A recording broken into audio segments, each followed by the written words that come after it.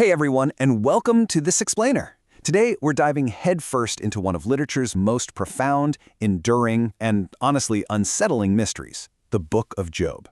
Now, if you open up this ancient text expecting some simple, comforting Sunday school lesson about having faith, well, you're going to be pretty surprised. Instead, what we actually find is this incredibly complex narrative that forces us to look right at the darkest, most difficult parts of the human experience. We're going to unpack the divine wager, the absolute catastrophic suffering that Job endures, and that massive philosophical struggle to find any kind of meaning or justice when tragedy strikes. And this brings us right to the core philosophical question of the entire story. It's a question believers and non-believers have been wrestling with for centuries. Was all this suffering actually necessary? If an all-knowing God already knew how it would end, why let it happen at all? To really grasp why this question carries so much weight, we need to look at exactly how this story kicks off. All right, let's get into this shocking setup. Section 1, the divine wager.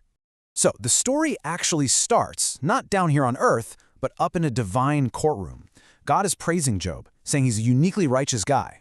But then, Satan steps up and issues this direct challenge. He basically says, look, Job is only faithful because he's got a comfortable life. Take away all those blessings and he'll curse you to your face. And God permits the test. What happens next is just a staggering, catastrophic cascade of loss. Literally in a matter of moments, Job's massive wealth completely wiped out. His servants are violently killed. His livestock, which was basically your entire livelihood back then, entirely destroyed.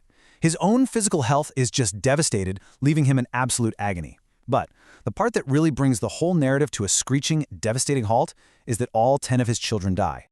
10 innocent kids. Just take a second and imagine turning on the news today and hearing that 10 children lost their lives simply because of a wager between two vastly powerful beings. It's a staggering thought, right? And it's precisely this overwhelming collateral damage that forces us to pause.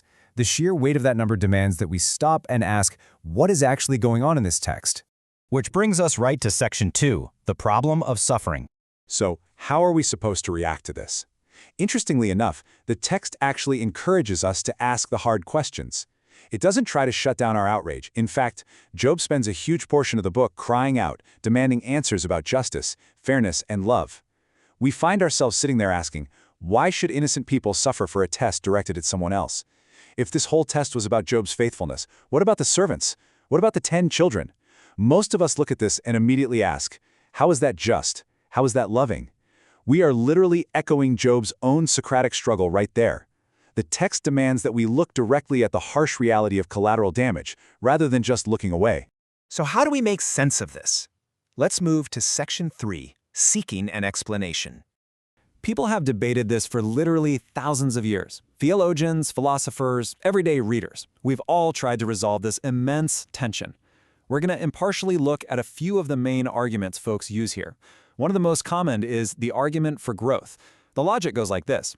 Experiencing pain is kind of a necessary step to developing courage and perseverance. And that, in turn, helps you grow in faith and maturity. And, there's definitely truth to that. A lot of people do emerge from really dark times with incredible resilience. But when we apply that to Job, we run into a brick wall.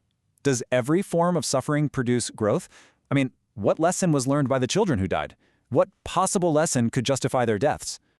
Another major explanation relies on the concept of divine sovereignty. Now, according to this view, because God is the ultimate creator who gives life, God inherently possesses absolute rights and authority over that life, authority that we humans just don't have. Basically, if God gives, God can take away. But as you might guess, a lot of readers find this answer incredibly unsatisfying emotionally. Critics of this view often ask, well, if power alone makes something right, how is that conceptually any different from a human dictator claiming absolute, unquestionable authority over their subjects? Because of these huge moral hurdles, a lot of folks approach the text itself differently. There's actually a massive debate on how to even categorize the book. Some read it as a literal historical event, while many others interpret it as wisdom literature or like a philosophical drama. If you view it as an allegory, it changes the whole ballgame. The focus shifts entirely. It's no longer a history lesson about a literal wager. Instead, it becomes a symbolic exploration of humanity's desperate search for meaning when life gets incredibly painful and confusing. But here's the kicker. Regardless of how you interpret the story, the core ethical dilemma is still staring us right in the face. If God is all-knowing, then God already knew the outcome. He knew Job would remain faithful. He knew that children would die. He knew all the immense suffering that was going to follow. So, why permit it? Why allow a test when you literally already have the answer? This unbearable tension builds right up to section 4, Answer in the Whirlwind.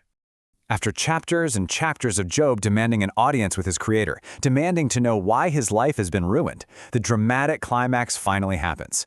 God confronts Job directly, out of a powerful whirlwind, a literal tornado. But his answer? It's probably the most surprising part of the entire book. God does not provide a detailed explanation. He does not reveal every reason behind every tragedy. In fact, he completely ignores the wager with Satan. He never tells Job why it all happened. Now, it's really important to note that the text never portrays God as taking pleasure in Job's pain. It's not divine entertainment. But it absolutely, stubbornly refuses to give a direct, satisfying reason for the test. Instead of giving Job a neat little itemized checklist of reasons, God just points to the vastness and the immense complexity of creation. He's like, where were you when the foundations of the earth were laid? He points to the wild animals, the stars, the oceans. For some readers, this sweeping, majestic perspective is actually incredibly comforting. It suggests a universe way too complex for our human minds to fully grasp, managed by a wisdom far beyond our own. But for other readers, this non-answer is incredibly frustrating because it leaves that central, desperate cry for personal justice completely unresolved. Let's wrap things up with Section 5, The Enduring Mystery. The crazy tension between Job's horrific experience and God's unexplained majesty is exactly why we're still fiercely debating the story thousands of years later. We quickly realize what the book of Job refuses to offer us: easy, wrapped-up answers.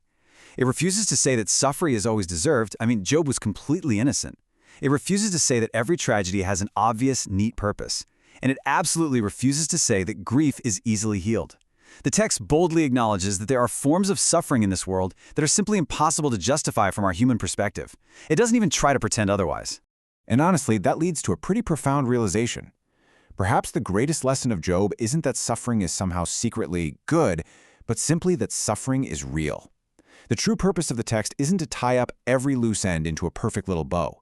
Its purpose is to validate that the search for meaning, for justice, and for truth, right in the middle of devastating pain, that is fundamentally what it means to be human.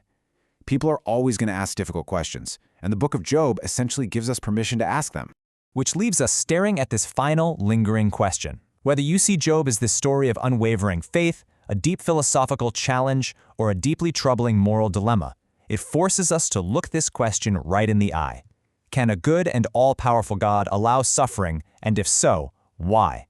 It is arguably the deepest question ever asked, and as we finish up this explainer, I'm just going to leave that question right there for you to chew on, because that mystery is just as alive and just as unanswered today as it was all those thousands of years ago.